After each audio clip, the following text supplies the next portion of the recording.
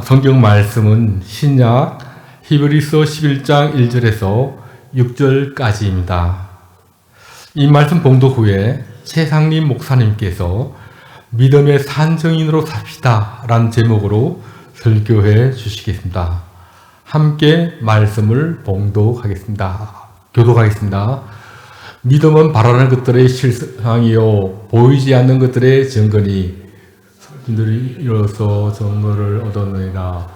믿음으로 모든 세계가 하나님의 말씀으로 지어진 줄을 우리가 아나니 보이는 것은 나타난 것으로 말미암아 된 것이 아니니라. 믿음으로 아벨은 가인보다 더 나은 제사를 하나님께 드림으로 어려운 자라 하시는 증거를 얻었으니 하나님이 그 예물을 대하여 정언하심이라. 그가 죽었으나 그 믿음으로서 지금도 말하니라. 믿음으로 에녹은 죽음을 보지 않고 옮겨졌으니 하나님이 그를 옮기심으로 다시 보이지 아니하였느니라. 그는 옮겨지기 전에 하나님을 기쁘시게 하는 자라 하는 증거를 받았느니라.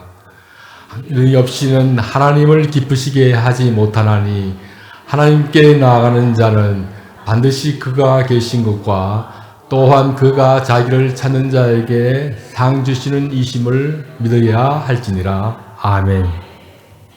반갑습니다. 참 좋은 계절 가을에 또 만납니다. 오늘 일찍 와서 캠퍼스에 조금 시간을 내어서 걸었습니다. 가을 꽃이 참 좋고 오늘 예배 마치고 좀 여유를 한번 가지시고 꽃도 찍고 또 하나님 만드신 이 풍성한 가을이 우리에게 주는 의미도 또 우리가 주님께 드려야 될 복음의 열매, 전도의 열매, 생명의 열매도 한번 깊이 생각해보고 또한 인생의 추수기에 우리가 하나님께 드릴 열매가 무엇이 있을까 한번 생각해보면 참 좋을 것 같습니다. 경성대학교 교정이 참 아름답잖아요. 정말 멋진 공원입니다. 잘 누리시는 주일이 되기를 바랍니다. 오늘 저는 함께 믿음에 대해서 조금 생각해 볼까 합니다. 우리 누구나 믿음이 있다. 난 믿으니까 교회를 나오지 라고 말씀합니다. 그러나 참된 믿음은 무엇일까요? 참된 믿음은 우리가 믿는 대상이 누구이며 어떤 분이신가를 분명히 알고 믿는 것이 참 믿음입니다. 이것이 불분명하면 모래 위에 우리의 믿음은 모래 위에 지은 집과 같습니다. 우리의 믿음은 하나님과 그의 말씀에 대한 믿음이죠. 우리가 편할 때 이런 불분명한 믿음을 가져도 편할 때는 크게 문제가 되어 보이지 않습니다. 언제 드러나죠? 우리 인생에 어려움이 닥칠 때, 환난이나 핍박, 어려운 선택의 시간이 다가오면 우리가 가진 믿음이 참 믿음인지 거짓 믿음인지 분명한 차이를 낳게 됩니다. 예수님이 오늘 한 사람과 대화를 통해서 우리에게 참된 믿음이 무엇인가를 보여주는 말씀이 마태복음 19장에 등장합니다. 이 마태복음 19장 16절에서 23절 우리가 잘 아는 말씀이에요.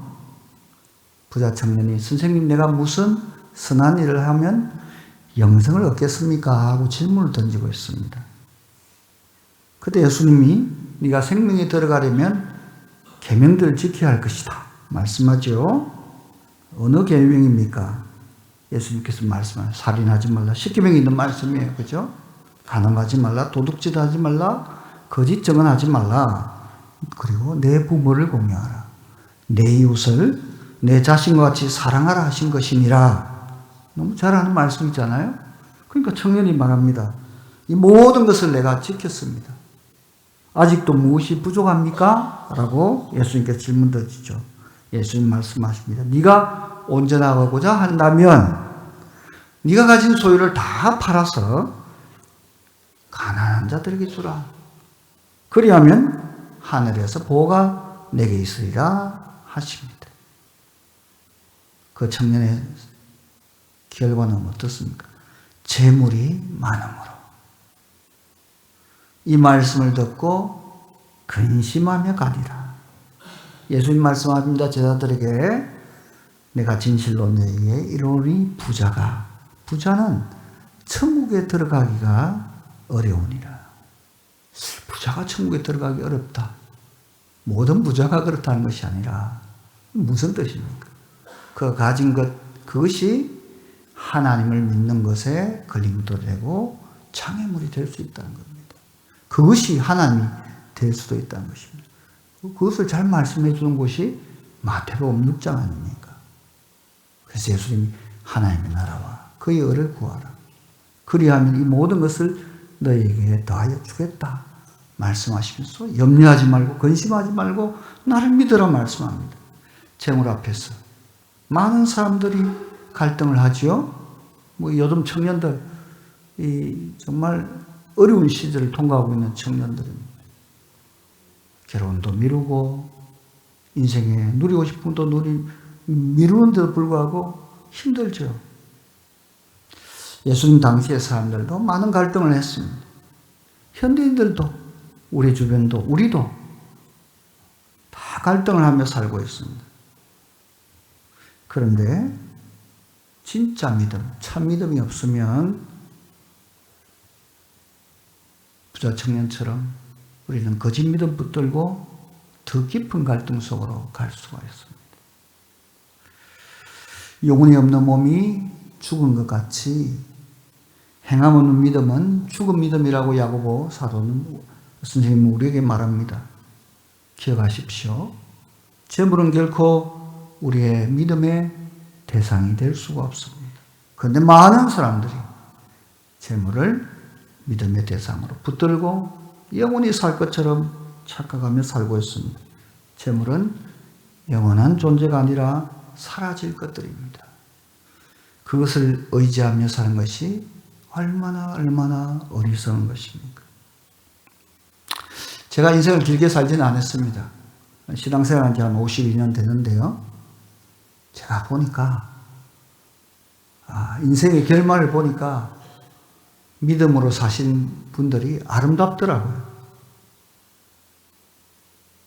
교회 직분이 아무리 화려해도 믿음으로 살지 않은 결과를 보니까 그 자녀들이나 손주들, 가문의 모습이 안타까움을 제가 많이 보고 있습니다.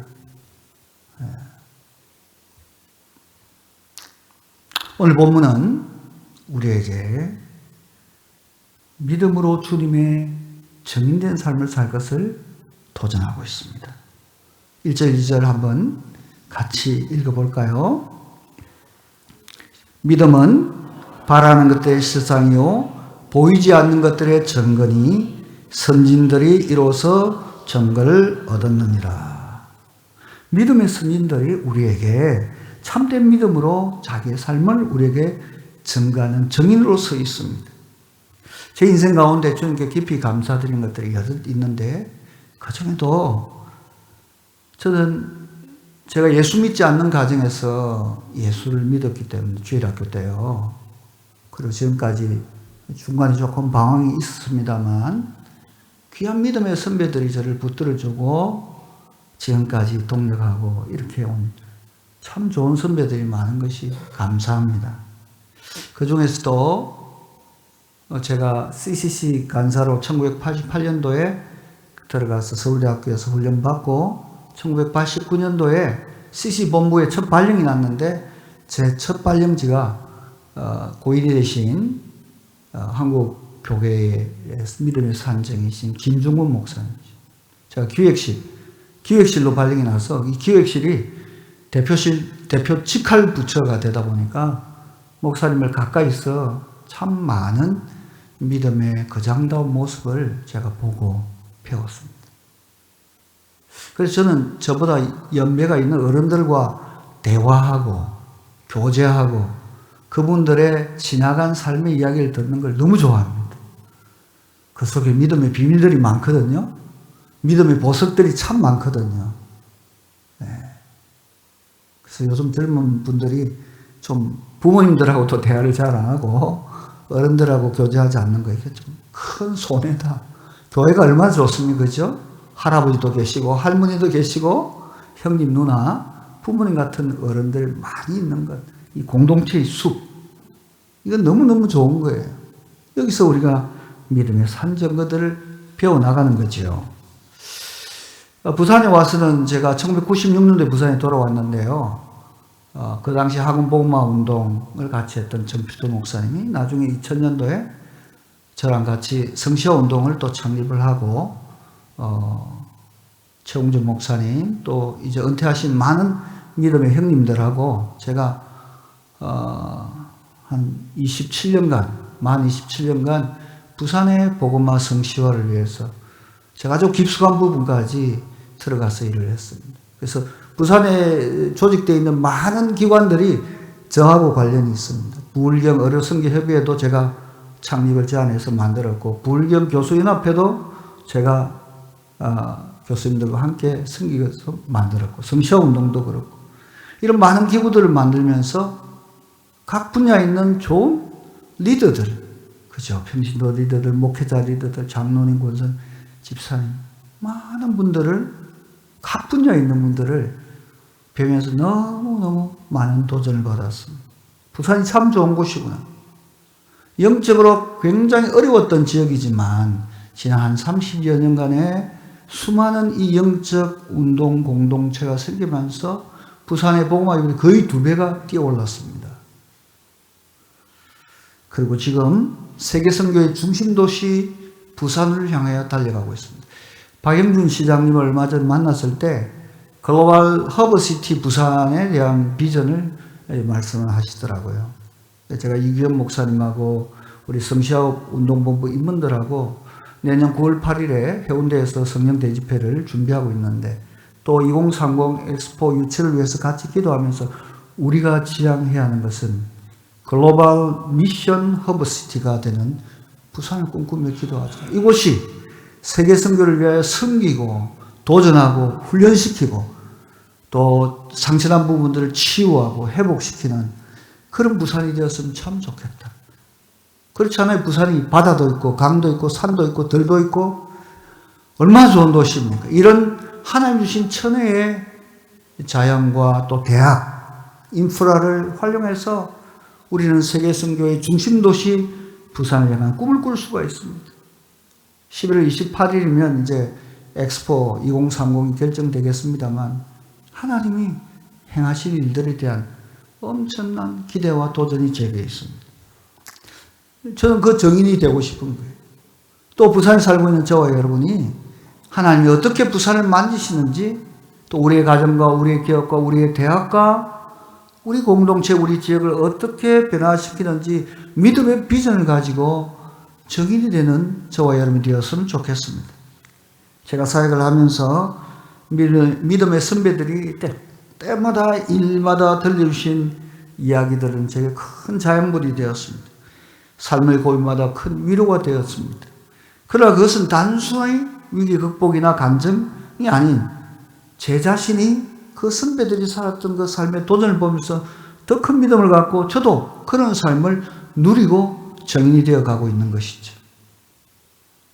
또한 제 삶을 따라오고 지켜본 제 자녀들이나, 제 자녀 중에 둘째가 여기 경성대학교 졸업했는데 대학교 1학년 때부터 CC 간사가 되겠다고 우리 아내한테 해서 우리 아내가 야 1학년 때 뭐 1학년이 무슨 벌써 CC 간사가 되겠다고 근데 결국 간사가 되었고 간사 부부가 되어 있습니다. 지금 세종시에 있는데요. 지금도 왕성하게 학교에 들어가서 다양한 강의 사역을 하고 있습니다.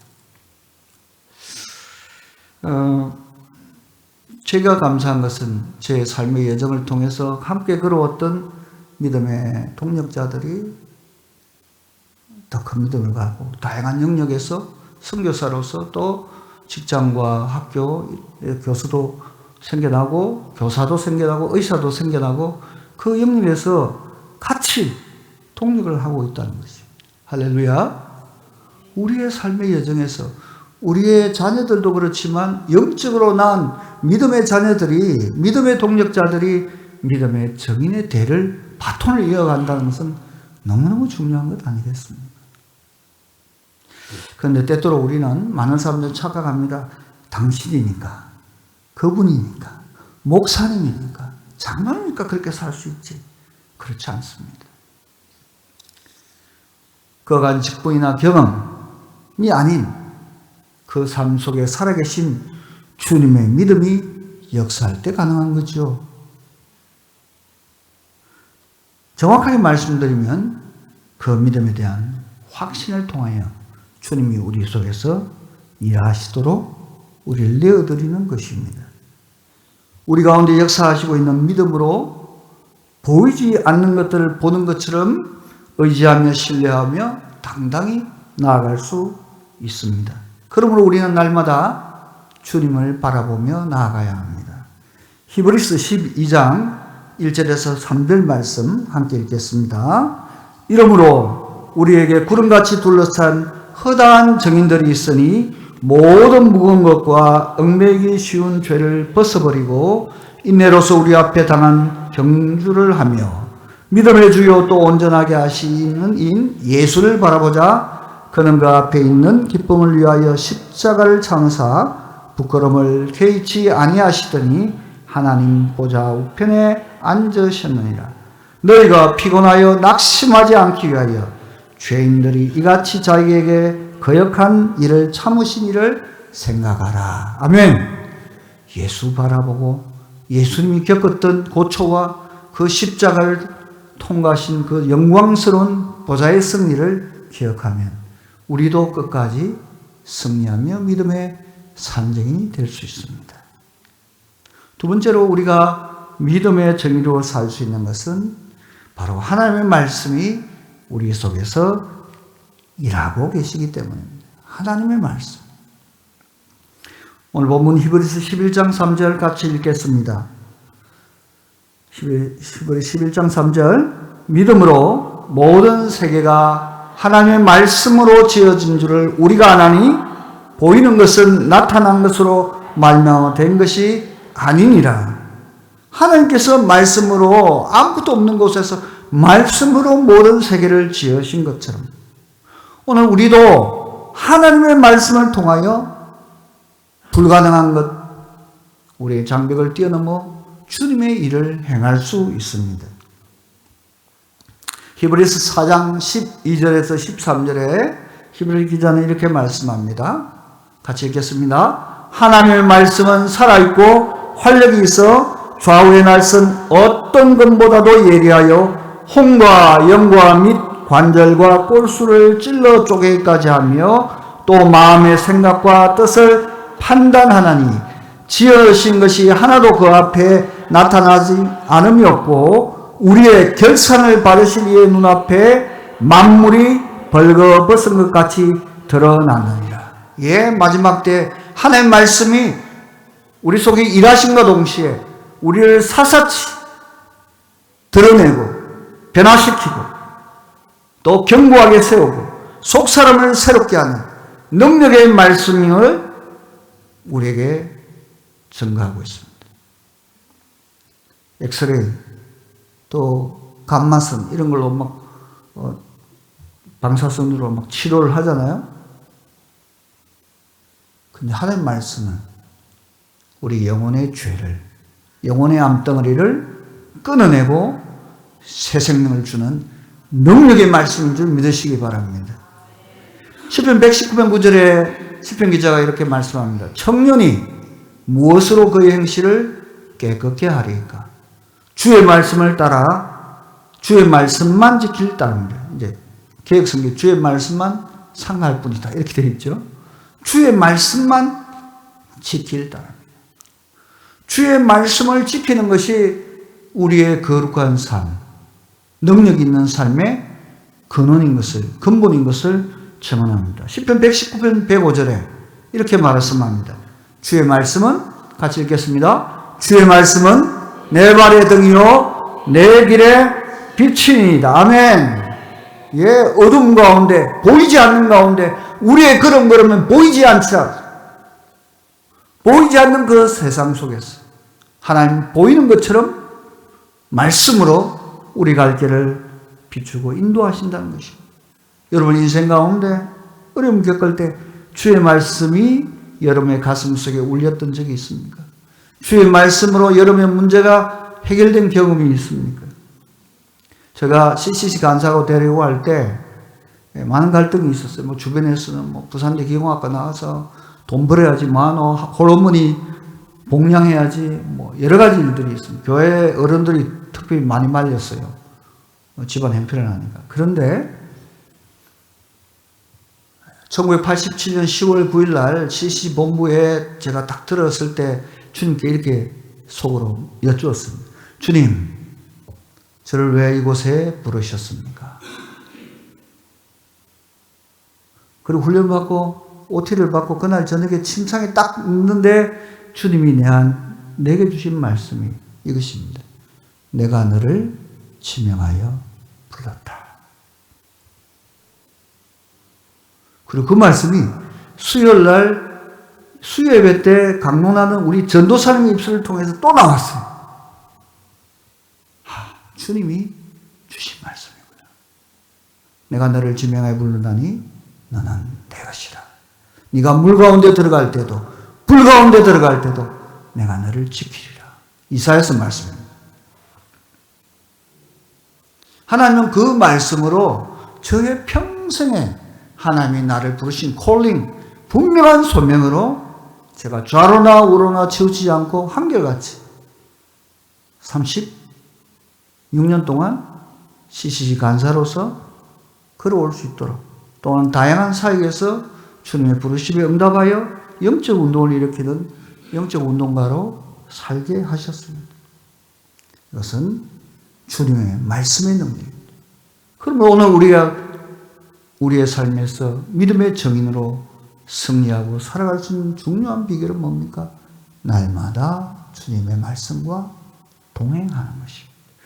우리 가슴속에 울려 퍼지는 말씀이 아닐지라도 우리는 읽고 듣고 묵상하는 그 말씀을 통해서 그 말씀은 우리 속에 죄를 드러내고 우리가 갈 길을 보여주시도록 기도해야 할 것입니다. 하나님의 위로가 있고 하나님의 지시가 있고 지도가 그 속에서 있을 것입니다. 우리의 믿음의 산정인이었던 다니엘은 죽음의 사자굴에서 끝까지 믿음을 지키고 마치 부활한 믿음, 죽음에서 일어나 산정인으로 그 이방 나라의 제국의 총리로 다시 복귀합니다. 그의 세 친구의 믿음이 7배나 뜨거운 풀무불 가운데서 그 주변 사람들이 죽는데 본인들은 세 사람은 천사에 붙들려서 그 불 속에서 나온 부활의 증인이 되죠. 불 가운데, 사자굴 가운데, 물 가운데 있을지라도 주님의 말씀이 우리를 붙들면 우리는 승리하고 정인으로 설 수 있습니다. 사랑하는 우리 믿음의 성도들이 그런 종들이 되기를 축원합니다. 마지막으로 이러한 말씀에 근거한 믿음의 산 정인으로서의 우리의 삶은 하나님을 기쁘시게 한다는 것입니다. 히브리 11장 4절로 6절 오늘 본문 뒷부분이죠. 같이 읽겠습니다. 시작.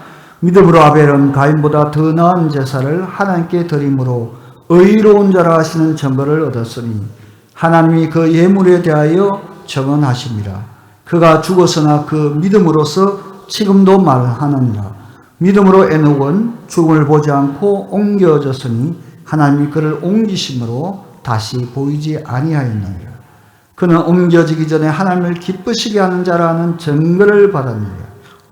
믿음이 없이는 하나님을 기쁘시게 하지 못하나니 하나님께 나아가는 자는 반드시 그가 계신 것과 또한 그가 자기를 찾는 자들에게 상 주시는 이심을 믿어야 할지니라. 아멘. 이것이 믿음입니다.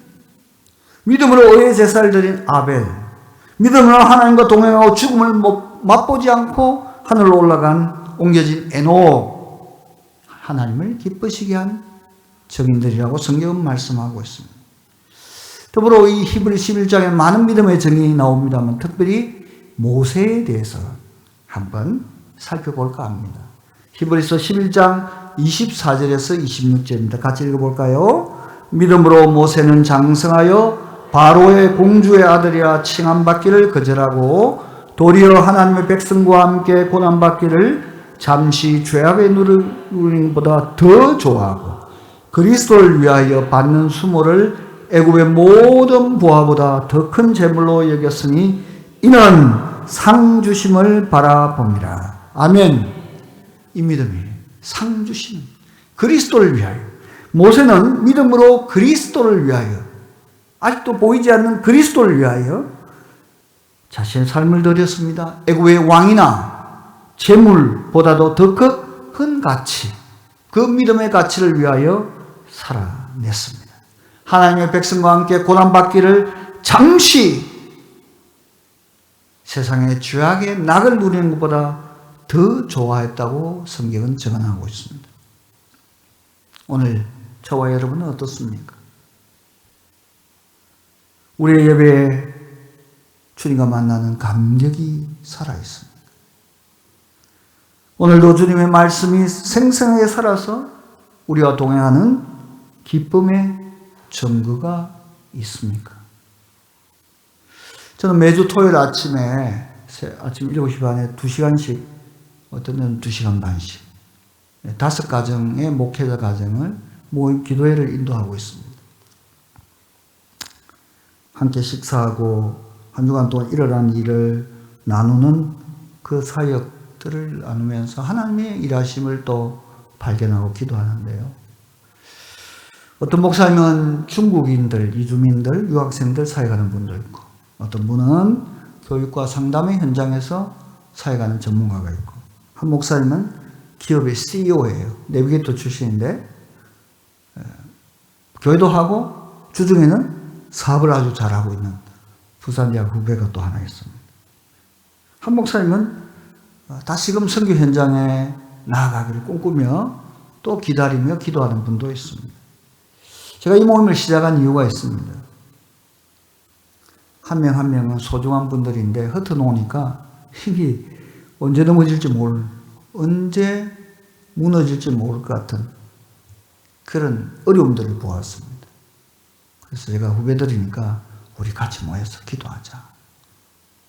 그래서 저희 집에서 아침 새벽에 밥을 만들고 또 빵도 굽고 이렇게 해가지고 음료수도 준비하고 그래서 싸들고 갑니다. 10인분인가 그렇게 많지는 않잖아요. 어떤 데는 또 2명 더 와서 12명이 모이기도 하고 손님들이 방문하기도 하고. 그러면서 그곳에서 정말 하나님이 각자가 가진 은사가 무너지지 않도록 서로 격려하고 붙들고 그 사역 어제도 개소식을 했어요. 상담실 개소식. 그리고 그 사역이 되도록 집도 공짜로 빌려주고 야 너 그 교회에서 매달 100만씩 한번 좀 돈도 대주고 해라 이래갖고 아무 사역도 없는데 막 지원금도 주게 만들고 서로 돕는 거예요. 왜 세워야 돼요? 이 한 분 한 분이 이 부산을 하나님 나라로 변화시킬 중요한 통로이기 때문에 흩어지면 목사라도 혼자 있으면 금방 넘어집니다. 함께 모여 기도하니까 수십 명의 목회자들의 세미나도 우리가 팀으로 해서 섬기고 또 통일선교를 위한 세미나도 섬기고 급식 현장에 가서 또 제가 이제 금요일부터 이제 우리 집에 급식 사역도 시작했어요. 팀으로 또 하고 있습니다. 팀이 되니까 상담 사역도 열려지고 사역이 살아나는 거예요.